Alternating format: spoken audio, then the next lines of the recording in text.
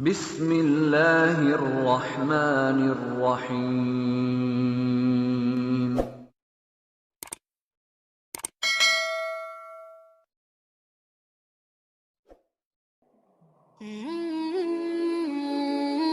Pengertian qiraah Sab'ah dan kronologisnya. Bismillahirrohmanirrohim. Sabda Rasulullah Shallallahu Alaihi Wasallam. Al-Quran diturunkan atas 7 huruf. Hadis ini diriwayatkan dari sejumlah sahabat, lebih dari 20 sahabat, sehingga hampir mencapai derajat mutawatir. Para ulama berselisih pendapat tentang pengertian 7 huruf tersebut. Perselisihan tersebut hingga mencapai sekitar 20 pendapat diantaranya. Ia termasuk yang muskil, yang tidak dapat diketahui maknanya. Karena lafaz atau huruf, menurut bahasa bisa berarti huruf hija, kata, makna dan segi.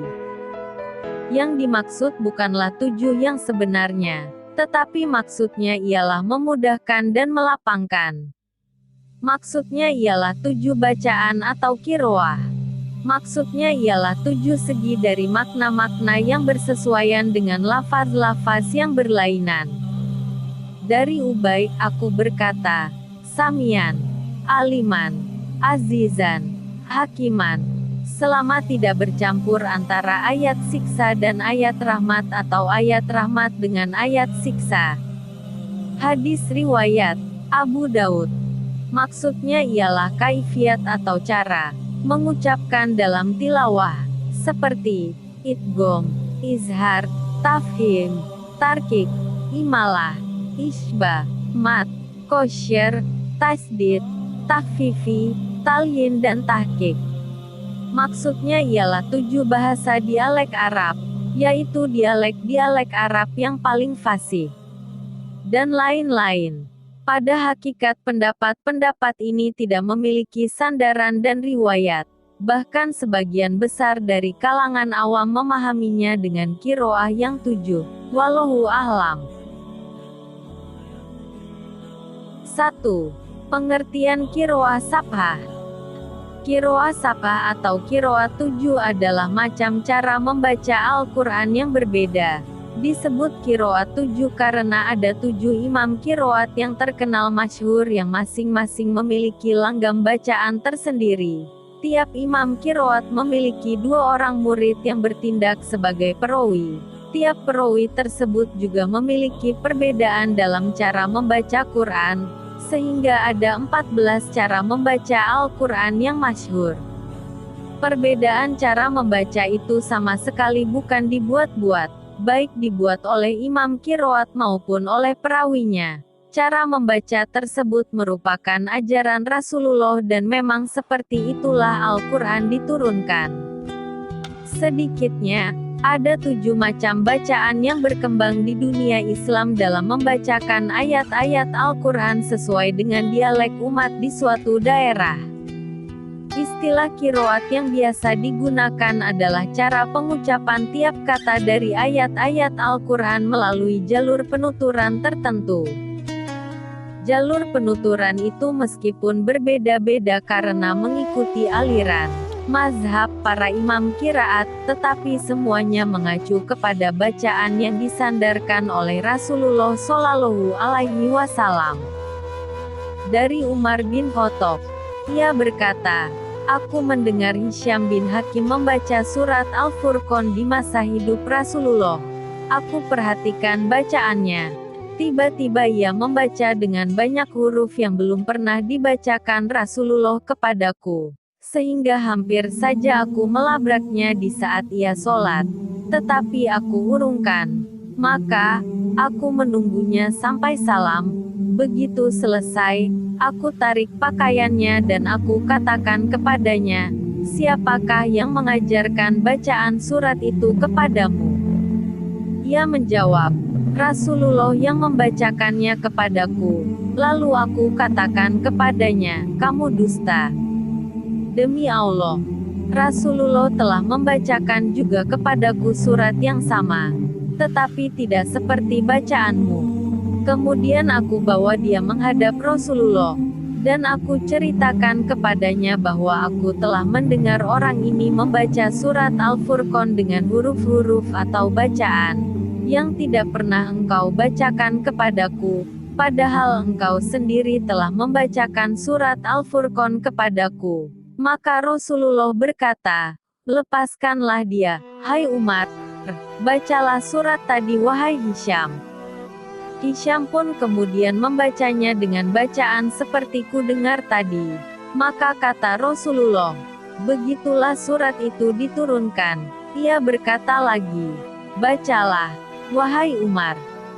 Lalu aku membacanya dengan bacaan sebagaimana diajarkan Rasulullah kepadaku. Maka kata Rasulullah, begitulah surat itu diturunkan. Sesungguhnya Al-Quran itu diturunkan dengan 7 huruf, maka bacalah dengan huruf yang mudah bagimu di antaranya. Hadis riwayat Bukhari, Muslim, Abu Dawud, An-Nasai, At-Tirmidzi, Ahmad, dan Ibnu Jarir. 2. Perbedaan kiroah ini berkisar pada masalah yaitu lajnah atau dialek, tafhim atau penyahduan bacaan, tarkik atau pelembutan, imla atau pengejaan, mat atau panjang nada, qashr atau pendek nada, tasdid atau penebalan nada, takhfif atau penipisan nada. Contoh perbedaan qiraat yang paling sering kita jumpai adalah imalah. Pada beberapa lafal Al-Quran, sebagian orang Arab mengucapkan vokal E sebagai ganti dari A. Misalnya, ucapan waduhe walaili iza saje, mawada akarobuka wa makole. Kendati masing-masing imam punya beberapa lafal bacaan yang berbeda, dalam mushaf yang kita pakai sehari-hari tidak terdapat tanda perbedaan bacaan itu. Perbedaan lafal bacaan ini hanya bisa kita temui dalam kitab-kitab tafsir yang klasik. Biasanya, dalam kitab-kitab klasik tersebut, akan ditemukan penjelasan tentang perbedaan para imam dalam membaca masing-masing lafal itu. Menurut berbagai literatur sejarah, perbedaan dalam melafalkan ayat-ayat Al-Quran ini mulai terjadi pada masa Khalifah Utsman bin Affan. Ketika itu, Utsman mengirimkan mushaf ke pelosok negeri yang dikuasai Islam dengan menyertakan orang yang sesuai qiraatnya dengan mushaf-mushaf tersebut. Qiraat ini berbeda satu dengan lainnya karena mereka mengambilnya dari sahabat yang berbeda pula. Perbedaan ini berlanjut pada tingkat tabiin di setiap daerah penyebaran. Demikian seterusnya sampai munculnya Imam Qurra. Begitu banyaknya jenis qiraat sehingga seorang imam, Abu Ubaid al-Qasim ibnu Salam tergerak untuk menjadi orang pertama yang mengumpulkan berbagai qiraat dan menyusunnya dalam satu kitab. Menyusul kemudian ulama lainnya menyusun berbagai kitab qiraat dengan masing-masing metode penulisan dan kategorisasinya. Demi kemudahan mengenali qiraat yang banyak itu, pengelompokan dan pembagian jenisnya adalah cara yang sering digunakan. Dari segi jumlah, ada 3 macam qiraat yang terkenal, yaitu qiraah sab'ah, asyrah, dan syazah. Sedangkan, Ibnu Al-Jazari membaginya dari segi kaidah hadis dan kekuatan sanadnya. Namun demikian, kedua pembagian ini saling terkait satu dengan lainnya. Jenis qiraat yang muncul pertama kali adalah qiraat sab'ah. Qiraat ini telah akrab di dunia akademis sejak abad kedua Hijriyah. Namun, pada masa itu, qiraat sab'ah ini belum dikenal secara luas di kalangan umat Islam. Yang membuat tidak atau belum memasyarakatnya qiraat tersebut adalah karena kecenderungan ulama-ulama saat itu hanya memasyarakatkan satu jenis qiraat dengan mengabaikan qiraat yang lain, baik yang tidak benar maupun dianggap benar. Abu Bakar Ahmad atau yang dikenal dengan Ibnu Mujahid menyusun sebuah kitab yang diberi nama Kitab Sab'ah. Oleh banyak pihak, Kitab ini menuai kecaman sebab dianggap mengakibatkan kerancuan pemahaman orang banyak terhadap pengertian 7 kata, yang dengannya Al-Quran diturunkan. Kitab Shafah disusun Ibnu Mujahid dengan cara mengumpulkan 7 jenis qiraat yang mempunyai sanad bersambung kepada sahabat Rasulullah Shallallahu Alaihi Wasallam terkemuka. Mereka adalah Abdullah bin Kasir al-Dari dari Makkah, Nafi bin Abdul Rahman ibnu Abu Nuaim dari Madinah, Abdullah al-Yasi bin atau Abu Amir ad-Dimashqi dari Syam, Zaban ibnu al-Ala bin Amar atau Abu Amr dari Basroh, Ibnu Ishaq al-Hadrumi atau Yakub dari Basroh, Ibnu Habib az-Zayat atau Hamzah dari Kufah, Ibnu Abi an-Najud al-Asatli atau Ashim dari Kufah. Ketika itu, Ibnu Mujahid menghimpun kiroat mereka. Ia menandakan nama Yakub untuk digantikan posisinya dengan Al-Kisai dari Kufah. Pergantian ini memberi kesan bahwa ia menganggap cukup Abu Amr yang mewakili Basroh. Sehingga, untuk Kufah, ia menetapkan 3 nama, yaitu Hamzah, Ashim, dan Al-Kisai.